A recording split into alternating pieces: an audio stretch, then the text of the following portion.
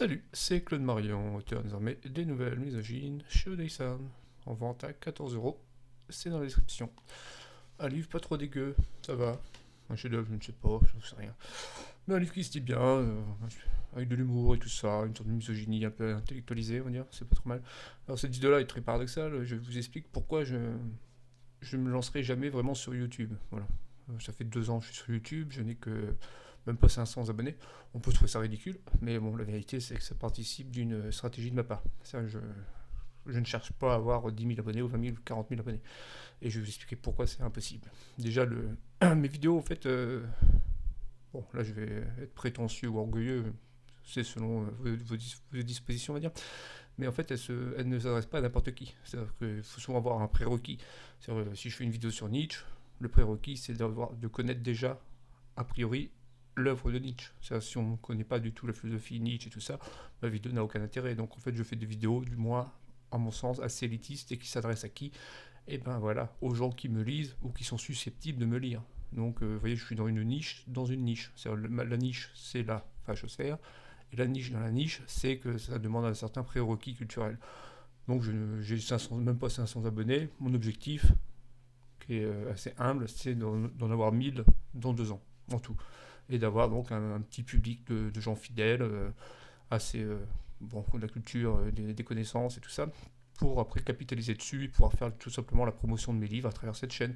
Donc je ferai jamais plus d'une vidéo de 3 ou 4 minutes par semaine et tout ça, et ça suffit amplement. Et pourquoi donc, voilà. Après, en promotion, vous me verrez certainement prochainement à GPTV. J'ai fait Radio Courtoisie il y a un an, et pour l'instant, c'est les seuls chez qui je peux vraiment aller, et ça s'explique à cause de mon idéologie, on va dire. Alors, il y a peut-être la matinale de Toxin que j'aimerais faire, mais après, bon, c'est à moi d'envoyer le bouquin à la présentatrice de Toxin, de me présenter, bien sûr.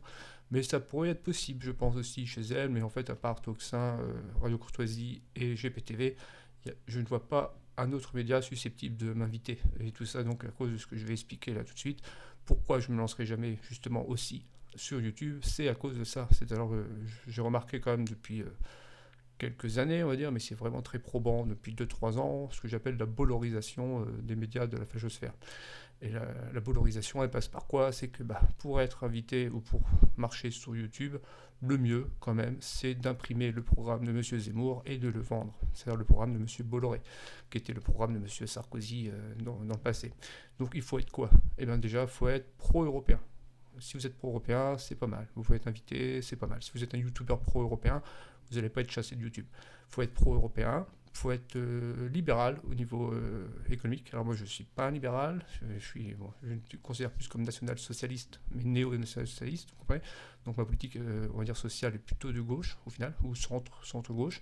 Donc je ne suis pas un libéral, et ça faux aujourd'hui. Donc la bolorisation des esprits, c'est être pro-UE et libéral d'un point de vue économique. Et le troisième point, qui est le plus tendancieux chez moi, qui fait que je ne fais pas de live, je ne fais rien, je ne vais pas jamais vraiment créer une véritable chaîne, on va dire YouTube, avec des interactions, des invités et tout ça, c'est au niveau d'Israël. Voilà, c'est que j'ai un point de vue très critique sur Israël, et ça maintenant, vous avez compris, en France, c'est très mal vu. Et si vous êtes youtubeur dans le camp national, pour blanchir, plus blanc que blanc, on va dire, vraiment, pour se blanchir complètement, maintenant, il faut défendre Israël. Et ça, moi, je pense que c'est une cause absolument indéfendable, enfin, qu'il l'est devenu. Hein. Il y a encore 2, 3, 4, 5 ans, j'aurais peut-être dit différemment. Mais là, avec tout le bordel qui sont en train de foutre au Proche-Orient, si vous voulez, pour moi, ça me paraît difficile de les défendre réellement.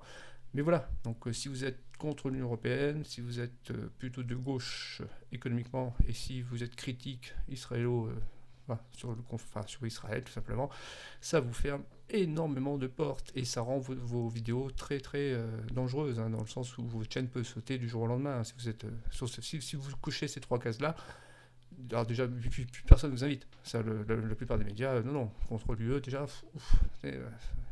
non, non, c'est Bolloré, hein. Bolloré a fait une OPA sur la fachosphère, et maintenant il faut être libéral, il faut être pro-israélien, il faut être pro-UE, et c'est ça en fait qui fait qu'une chaîne YouTube peut durer dans le temps.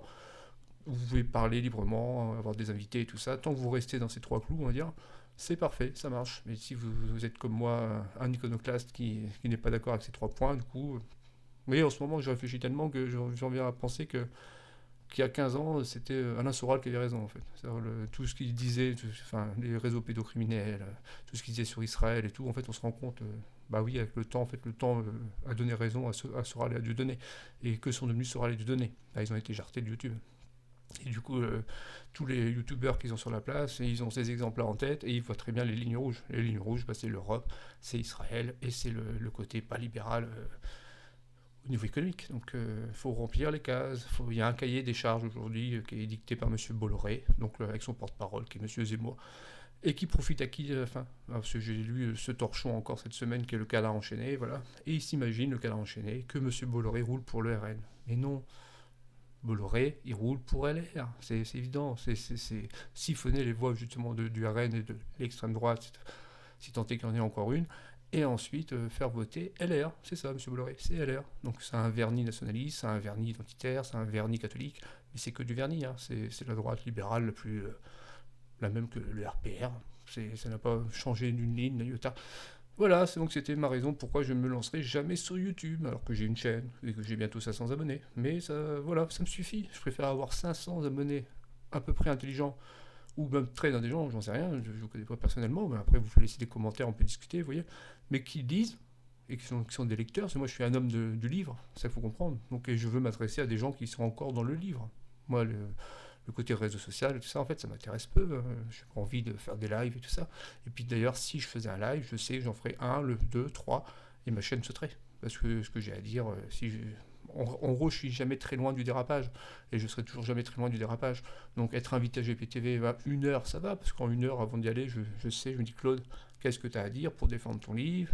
Quel sera ton discours? Ça va. Donc en une heure, je ne vais pas déraper, vous comprenez? Mais si je veux partir en live sur une chaîne YouTube, le dérapage arriverait. Et alors, après, ça sera un procès, et puis après, la chaîne sauterait, j'aurais des problèmes énormes. Voilà, donc je préserve ma liberté, on va dire, en me préservant des réseaux sociaux et en restant très distancié donc, dans ma politique éditoriale sur ma chaîne YouTube. Donc voilà, vous n'aurez jamais plus d'une vidéo de 5-10 minutes par semaine, et ça continuera comme ça, et il n'y a aucune raison que ça change. Voilà les mecs, donc vous pouvez laisser un commentaire, vous pouvez vous abonner pour me faire plaisir, vous pouvez me troller, ça c'est gratuit, et pour la chaîne livre, c'est l'inscription. Salut les mecs, à la prochaine.